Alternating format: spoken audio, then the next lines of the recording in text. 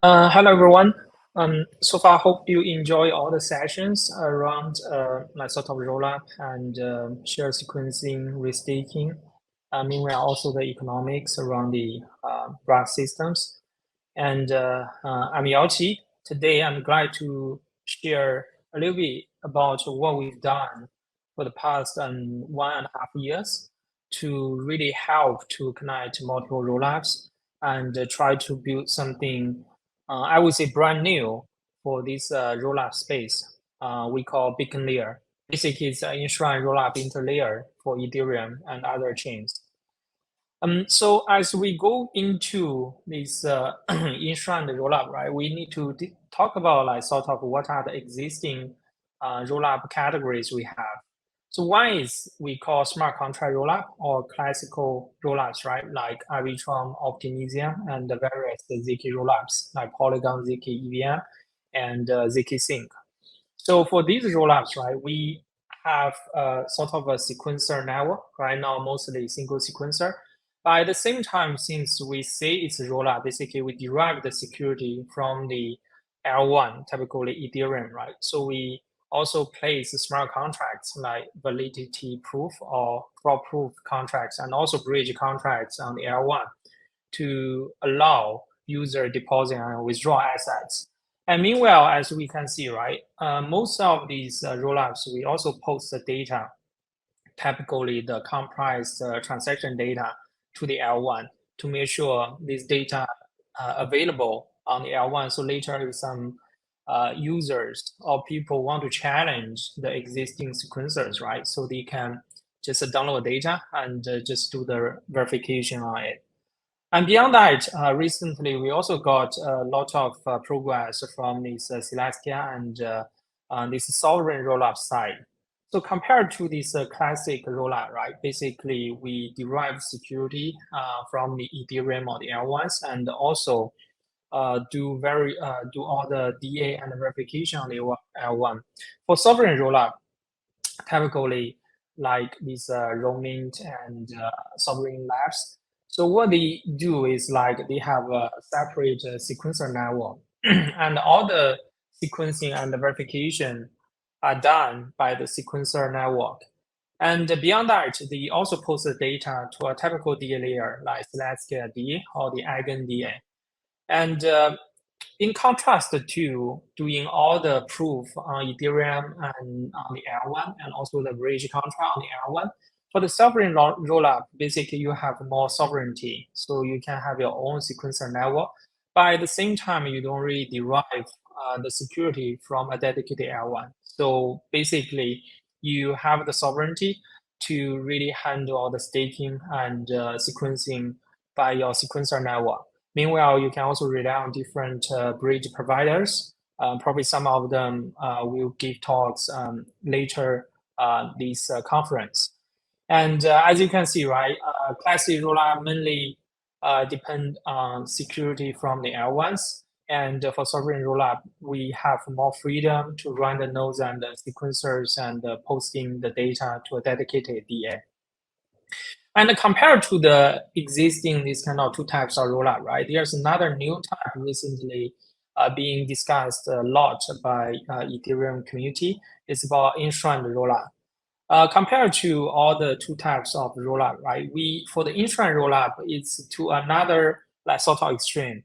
As we all know for Ethereum, right? The future for Ethereum scaling is really about this rollup centric scaling approach. In that case, as we can imagine for the next few years, once the rollups become more and more mature, so we can see Ethereum becomes the main settlement layer for all different rollups and applications. So that means you can issue tokens and transfer assets on Ethereum. And at the same time, Ethereum will also become the sort of the go-to DA platform. So for all the rollups, you post the data on the Ethereum, and Ethereum will host the data. So right now, for most of the existing rollups, like the classic rollup, we still place the smart contract for fraud proof and the validity proof and bridges on Ethereum. So in that case, as we all know, right, since it's a smart contract, almost can be controlled by multi-sig wallet, right? So in that case, the security actually really derived from the multi-sig wallet operated by the developers of different rollup teams. To enhance or improve the situation, as I just mentioned, right, for the classic rollup, and some researcher propose the enshrined rollup way. So in that case, as we just mentioned, right, for the verification logic, like fraud proof or the validity proof, and also bridge logic, previously they are in this smart contract. But in enshrined rollup, we embed this logic into protocol. So in that case, as you can see, right, in the future for Ethereum, if we have hundreds of rollups, right, for this rollup, we can still have the execution in different sequencers, but regarding the proof verification and the settlement and also bridging logic, it can be in the Ethereum protocol. So in that case, for any major upgrade for each rollup, right, probably we require the Ethereum to do some soft or hard fork. So the benefits we can have, as I just mentioned, right? Basically, we can further enhance the security from like this smart contract security to the protocol security. For the attacker, if you want to compromise one enshrined rollup, right, you have to compromise the protocol level, like this Ethereum protocol level. So it's super, super difficult compared to just need to target attack a bunch of multi-sig wallet holders, right? On the other side, right, since we can move sort of the logic from the smart contract to the protocol, sometimes we can use precompile, or even we implement at the protocol level with Rust or Go code. In that case, we can massively enhance the performance for handling this verification or bridging logic for the existing or the future rollups. In that case, as you can see from this diagram, right, user can send a transaction to the execution client. The client can be run either by Ethereum existing validators or by some other validators. But for the rollup block and the consensus client, they will be handled by the Ethereum validator. So in that case, we can really improve the security guarantee for all the rollups and also improve the performance for verification of these rollups. And meanwhile, for upgrade, right? Previously, typically we do something like we snapshot or the option voting or governance mechanism, right? People do this option voting, and if the proposal passes, and we can upgrade the version, for example, from 0.1 to version 0.2. But in the end, it's still a developer need to execute the proposal, right, by upgrade the smart contract chain with his own admin key, or basically signed by some multi-sig wallet. Without the enshrined approach, as you can see, right, it's a little bit dangerous since in the end, it's sort of controlled by the multi-sig wallet. But once we put into protocol level, and then we can light the protocol, I mean, all the users can directly vote via their sort of Ethereum level governance, right? So we can have a better security guarantee for the upgrade. But as we can see, right, there's so many benefits and advantages for enshrined rollup, but why it's not that popular? I think the main sort of reason is that it's requiring the protocol changes. As I just mentioned, right, either for the sort of the logic implementation for the verification or for the bridging or even for the upgrading, right? Right now, mostly at the smart contract level, but once we move it into protocol level, right, it requires a lot of changes on the validators and also the sometimes a consensus protocol. So it's sort of like a major refactoring of the existing L1 protocol. And meanwhile, it's sort of like we push this L2's responsibility to the L1.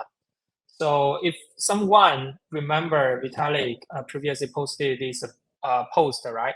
So he's saying that I don't overload Ethereum consensus. So sometimes like if we push too much logic into protocol, right? Then the protocol, I mean the L1 protocol itself has to make the decision for your L2 or rollup protocols. In that case, it's sort of like we need to find a sweet spot or balance to really sort of have the good position between the rollups and L1s. If we put a lot of logic back to the L1 protocol level, and then it becomes a big burden. But at the same time, if we can offload some of the logic to the L1 without sort of challenging too much on the performance of Ethereum protocol, then it's also good, right? Because we can achieve better security and performance compared to the existing smart contract implementation. So since it's a little bit tough to modify the existing L1, but as I just mentioned, right, there are so many benefits to adopt this kind of enshrined rollup approach. Since AltLayer, as you guys all know, right, we launched a lot of rollups and the users can directly via our dashboard to launch your rollup yourself. So we need to manage this rollup. And on the back end, we have these automation tools and infrastructure to automate the entire process. But at the same time, we want to provide the best security and also the best performance for all these rollup. Since the L1 doesn't really provide the enshrined rollup implementation at the moment, so we come up with the beacon layer. So as you can see, right, beacon layer, you can treat it as an interlayer, basically between the L1 and also the rollups.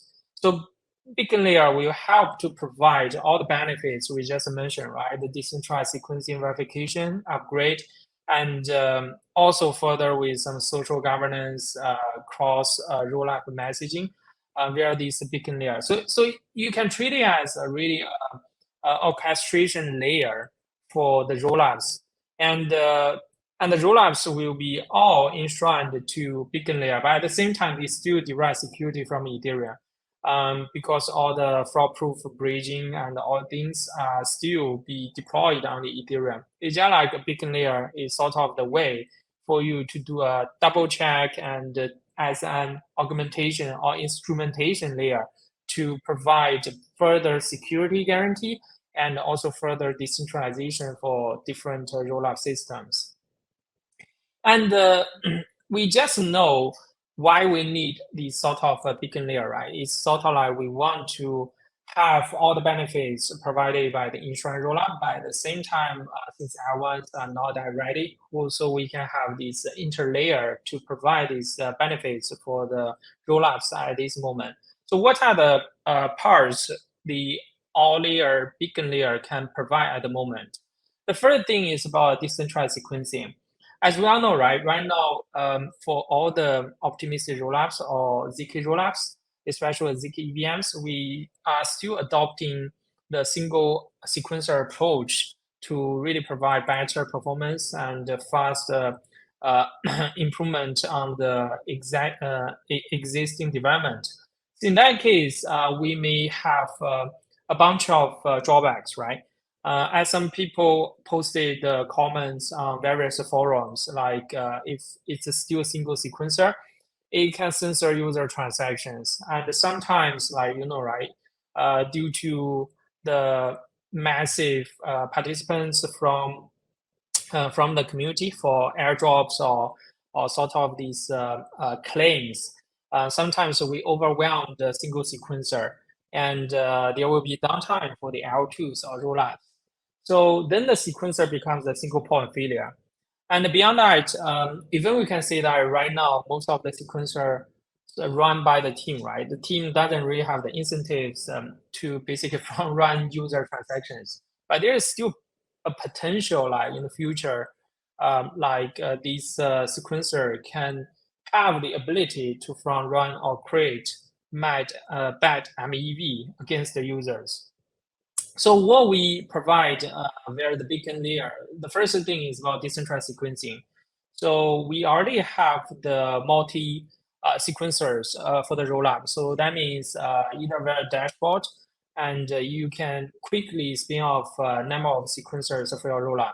So in that case, we can immediately avoid the single point failure, right? So since you have a lot of we don't say backup nodes, but it's just like you have a lot of alternative sequencers. Like one is done, you still have a bunch of them can really help you to produce the blocks and verify the transactions. And beyond that, since you have multiple the sequencers, and for the users, they have more choices to send the transactions. And in that case, somehow we can mitigate these kind of MEV issues. Beyond that, right, as we all know, like for rollups, we have a sequencer, also have the verification that basically before posting data to the underlying L1. With a beacon layer, right, since a lot of application actually rely on some soft finality from the sequencer. For example, for most of the rollup, right, we finalize blocks within 2 seconds for soft finality. Basically, the sequencer generates the block within 2 seconds. But beyond that, we also have another finality called hard finality. The nodes, typical verifier or the prover need to post these comprise data to the L1. And then at that time, we sort of we say hard finality, and some application can confirm the transaction on the L2 side. But for a lot of bridges application, right, also some middleware, they want to have a soft finality, but at the same time with a better confidence. So in that case, they need to run sequencer verifiers themselves to quickly verify whether the transaction blocks are correct or not. So in that case, as you can see, right, a lot of bridges to provide these fast liquidity across different rollups, so they have to run a lot of infrastructure nodes.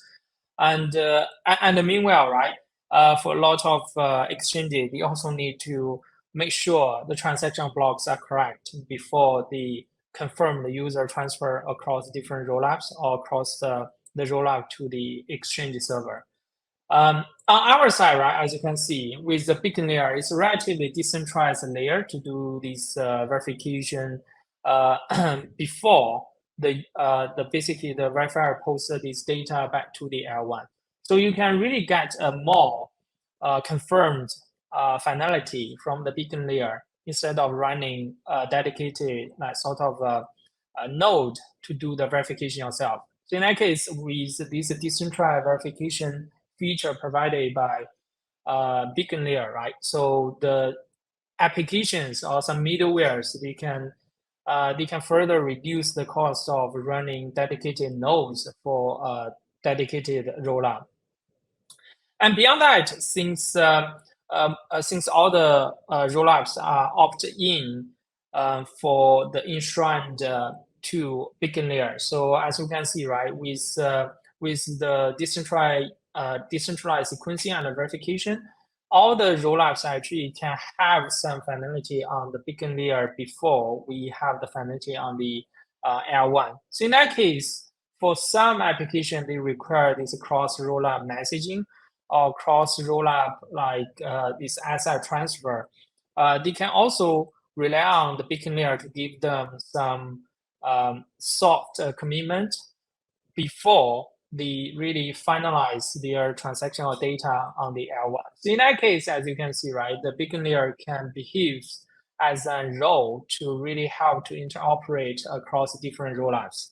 So in that case, we can say it's sort of like we make sure the message across different rollup can be atomic, which means like when rollup A is the message rollup B, if the beacon layer pass the message and confirm the very beacon layer. So in that case, you can treat it sort of like finalized across these rollups. So it further help different rollups to do quick messaging across each other. With a bunch of these nice features and benefits, we can achieve via beacon layer as this enshrined rollup interlayer. What kind of rollup architecture we have for the current AltLayer? As you can see from this diagram, right, we have a well-structured sort of structure compared to other rollups, or because we sort of provide this rollup for a lot of applications like games, NFT, and social applications. So they really need this structure as robust as possible. So as you can see, right before the sequencer, we have this aggregator. Actually, it behaves like a load balancer. to handle massive traffic. Previously, we did some empty mint. We got like over 30 or even 50,000 participants. We need to scale this aggregator or load balancer elastically to really handle these users before they crash down our sequencer. So in that case, the aggregator is a must. And after that, it's a normal producer sequencer to precise transaction, right? And after that, as I just mentioned, we also have this verifier system. But the cool part that the verifier is sort of like in the WASM block. So people can run it either in your PC, laptop, or server, and sometimes you can even run in your browser as a light client. So in that case, for a lot of applications, if you really want to make sure your transaction to be verified as early as possible, right? You can just embed this verifier into your application on the website. So when users send transaction, it can quickly verify all the transaction from the user side. And beyond that, I just mentioned, right, all the things proving system are still on the L1, but at the same time, we also have the extra security guarantee from the beacon layer. So regarding the typical precise to set up a rollup, and user can just send a request either via our dashboard or in the future via our public API to the backend. Of course, you don't really interact directly with the beacon layer, typically with some RPC endpoint. And you send the request to beacon layer will set up this dedicated rollup for you. It's quite customized, like you can specify your DA, you can specify your L1, you can also specify a bunch of parameters you want, like block time and also the gas limit per block. After that, the beacon layer has a decentralized infrastructure. It will select some of the top reputation like nodes as sequencers for the rollup as the as sort of the first set of sequencers to service the user. And all these things will happen in the backend. Users or developer won't see it. It's just like the entire protocol is as decentralized as possible.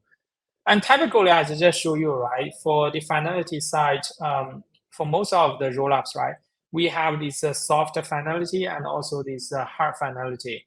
Soft finality for the when the sort of sequencers finalize the block on the sequencer network itself, and the hard finality basically finalize when the verifier or this submitter or prover submit the comprised transaction data to the L1. And with the augmented, with being augmented by the beacon layer, right? We have this beacon layer to do an extra verification for all the rollups. As you can see, apart from this soft finality and also hard finality, the beacon layer will do another verification called a proof of validity verification. You can treat it as this one-shot fraud proof, because as we all know, right now for most of the proof, it's step-by-step proof with the bisection. But here, the beacon layer is strong enough to directly precise the proof for the entire period of time, period of challenge time, like basically for the verification. So in that case, you can treat it as a canary detection. When the sequencer generates blocks and before these blocks are submitted to the L1, and the beacon layer will do the extra verification and detect whether these blocks are correct or not. So that's why we call it canary detection.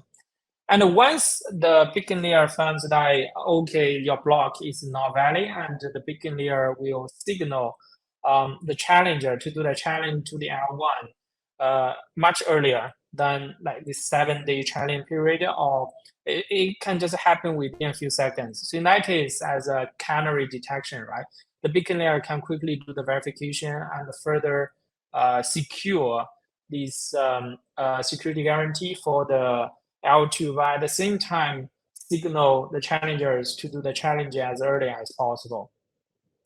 As a summary, right, compared to the existing L2 or rollup solutions, right, there these beacon layer, as you can see, we have like sort of two more uh, lines of defense for the security guarantee. The first one, as you all know, right, if it's a single sequencer, then the software finality will be a little bit weak. But since we run multiple sequencers, then software finality at least much stronger than a single sequencer. That's called stage one, the execution levels of the finality.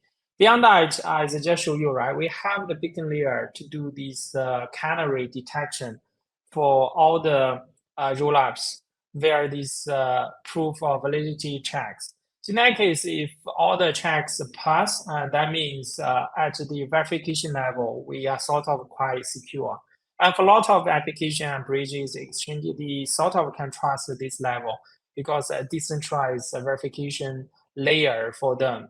And of course, on the stage three, it's a typical hard finality. We also have basically we implemented all the verification installation for the WASM instructions. So all the proof and execution for the blocks and transactions can be verified on the L1 if there's a challenge happens. And beyond that, beyond this decentralized sequencing verification, and and also this message passing, right? We also have this staking and the slashing for the sequencers and verifiers. As you know, right? Once we have multiple sequencer verifiers and also the proof, sometimes we need to know who behaves good, who behaves on the good manner, and who behaves wrongly. In that case, we need to apply this penalty mechanism. It's called staking and slashing. So you can either do the staking slashing on the beacon layer, which is in an enshrined way, and you don't need to deploy smart contract. And it's highly sort of secure with beacon layer. Or you can also do it on the L1 side, where the smart contract we already deployed for these different rollups. And beyond that, right, as we just mentioned at the beginning, the upgrading is very important because we don't want the smart contract like to be upgraded by a single admin address, right? So in that case, beacon layer will also handle the upgrade for you. So when you can let the community do the on-chain voting on beacon layer, and if the proposal is passed, and then we can sort of pass over the WASM binary basically for the next upgrade where the beacon layer push to different rollups. That's how we really handle and manage multiple rollups and for their security batches and also this upgrade for some major features. So everything is automatic via the beacon layer and push to different rollups.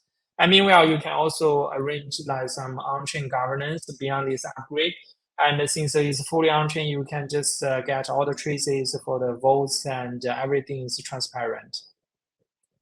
So as I share so much about this beacon layer, right, as the enshrined rollup interlayer for Ethereum and in the future probably for multi-chains, the end goal is really to provide the best security guarantee and also decentralization for the rollups as much as possible for a lot of these customers and projects who embrace the Web3 as the future. So right now, what are the stuff you can do in the community? So you can participate in our beacon layer staking and also this rollup staking. As I just mentioned, right, these features are quite advanced. You can just try it out right now. And meanwhile, you can also interact with this decentralized sequencing rollup. And we already run a bunch of these sequencers for the rollup and with proper proof. And beyond that, what you can expect to come soon. One is like soon you can start to use the Docker and some other tool to join our beacon layer via the no joining like page. And later on, you can also try out to do some challenge to these like sort of rollups set up by us or by some community members. And meanwhile, the Rust dashboard will also support this persistent flash layer and And as Amrit and Ed just mentioned, right, the Arbitrum Orbit is also integrated into our Rust platform very soon. And meanwhile, there's another very big partnership announcement coming soon, and just stay tuned. Yeah, thank you for your time, and hope you really enjoy this new concept of beacon layer. And meanwhile, hope you really enjoy your future sessions in today's conference. Thank you.